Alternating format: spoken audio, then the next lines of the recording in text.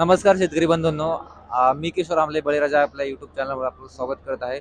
आज आपण स्टॉल लावलेला आहे. जवळजवळ 10 तारखेपासून ते 14 तारखेपर्यंत, 14 डिसेंबर 2025 पर्यंत स्टॉल आहे.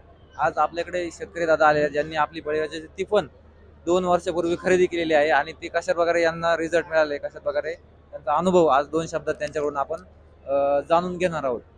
नमस्कार दादा, आपलं नाव सांगा. गणेश प्रल्हाद पाखरे, तालुका मेहकर, जिल्हा बुलढाणा.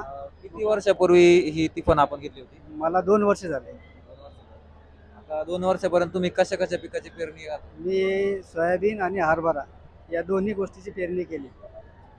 कोणत्या म्हणजे आधी टिफन घ्यायच्या आधी तुम्ही कशा प्रकारे पेरणी, कशाचा वापर करून पेरणी करायची? आम्ही टिफन घ्यायच्या अगोदर आम्ही बैलजोडीच्या यानं करायचो आणि तुमचं आम्ही यूट्यूबला पाहिलं तुमची टिफन बळीराजाची आणि मग आम्ही तुमचा संपर्क करून आम्ही तुमच्या वर्कशॉपला येऊन आम्ही तुमची मशीन नेली आणि 2 वर्ष आले आम्ही पेरणी करतो. व्यवस्थित पेरणी होते, काही अडचण येत नाही. एकटा माणूस सहज पेरणी करू शकतो.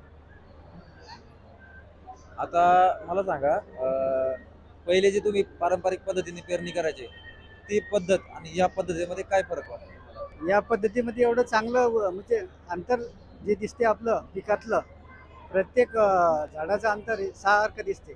पहिलं जे होतं बैलजोडीवरचं थोडं मागं पुढं पडायचं, हे सारख्या अंतरावर बियाणं पडते आणि सारखं निघते. म्हणजे आता पेरणी व्यतिरिक्त आणखी काय काय काम आहे?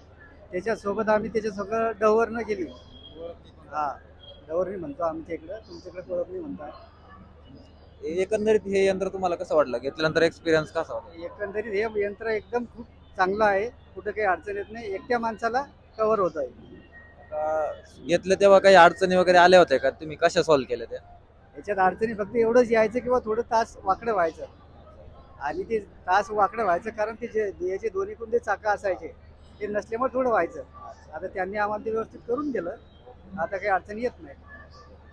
सुरुवातीला काय होतं, ज्यावेळी डेव्हलपमेंट चालू असते थोडंफार अडचणी होतात. आज यांना पण थोडे सहन केले त्यांनी, पण आता सगळं व्यवस्थित चालू आहे. आणि तुमचे जरी काही प्रॉब्लेम असतील आधी घेतलेले असेल तर ते नक्की कॉन्टॅक्ट करा. आम्ही सगळं व्यवस्थित ती पण चालू करून देऊ. जर आधीचे असतील कोणाचे तर ही जी बळीराजा ती पण आहे, हिचं आता कोणाला यायचं असेल बघायला तर मोशीला तुम्ही येऊ शकता. किसानमध्ये कृषी प्रदर्शनमध्ये स्टॉल नंबर आहे F530. फक्त 14 तारखेपर्यंत आपला इथं तुम्हाला बघायला मिळणार आहे. आता याच्यामध्ये आम्ही डेमोसाठी लावलेलं आहे, स्प्रेचं लावलेलं आहे, ते वेगळं घ्यावं लागतं.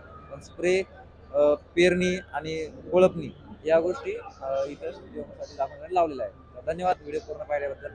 आवडल्यास लाईक शेअर सबस्क्राईब नक्की करा.